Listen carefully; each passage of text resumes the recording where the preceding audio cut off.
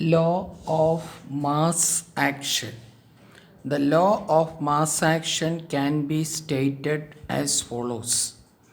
At constant temperature, point number 1, the rate of chemical reaction is directly proportional to. Second point, the rate of chemical reaction is directly proportional to.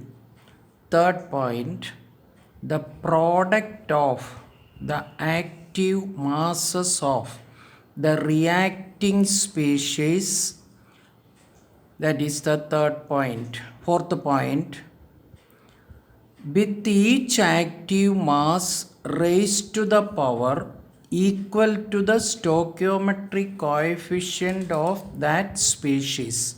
Fifth point, of the species in the chemical reaction. That means 5 points are included in this definition. All these points you can understand by considering a general reaction AA plus BB plus CC giving the product, where small a, small b, small c represents the numerical coefficient of the species, that is stoichiometric coefficients when you balance a chemical equation. A, B, C respectively are the reactants. These are all reactants. In such a chemical reaction, the law of mass action can be expressed as the rate at constant temperature. The rate of reaction is directly, first point, that is at constant temperature is the first point. Second point, the rate of a chemical reaction, that is the rate of this chemical reaction we are going to explain in terms of law of mass action. The rate of chemical reaction, this is the second point. Rate of chemical reaction is directly proportional. Rate of chemical reaction is directly proportional to the product of the active masses of the reacting species.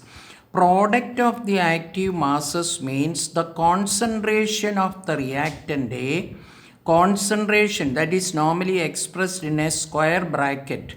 If A and putting a square bracket means or read as concentration of A. Similarly, writing capital B and putting a concentration, square bracket means concentration of B. That means active masses means concentration. And writing capital letter C and putting a square bracket means concentration of C, or the active mass of C means the concentration of C. With each active term, that means the next point, with each active masses raised to the power equal to the stoichiometric power. We know that small a, small b, small c are the stoichiometric factors. Therefore, each concentration term to be raised to the power of that stoichiometric factor. Therefore, concentration of A raised to the power small a, concentration of B raised to the power B, small b, concentration of C raised to the power C. This is the definition of law of mass action. Or it can be written also, rate of reaction is equal to by removing the proportionality by means of a constant K. That is, rate of reaction is equal to a constant K into product of the active masses of the reactant raised to the power of its own stoichiometric factors, that is K into concentration of A raised to the power A into concentration of B raised to the power B, concentration of C raised to the power C. This is the definition. Now we can clearly understand with all the 5 points the definition. The active mass or molar concentration of the substance can be expressed in the following two units. These concentration terms, that is active mass, we say it is concentration. It can be expressed in two ways. That is, if it is a gas, how it is expressed, and if it is in moles per liter, that is in concentration, how it is expressed. 1. Concentration unit. In this unit, the active mass of a substance is represented in terms of number of moles per liter. This is expressed by enclosing the formula of the substance in square bracket. For example, active mass of the substance A is represented by concentration of A. This is what we expressed in order to explain the definition of law of mass action. There is another method also. That is, second method is partial pressure unit. This we require for deriving the other equations. Therefore, in case if it is expressed in partial pressures and if it is they are gases, this unit is used for the gaseous substances only.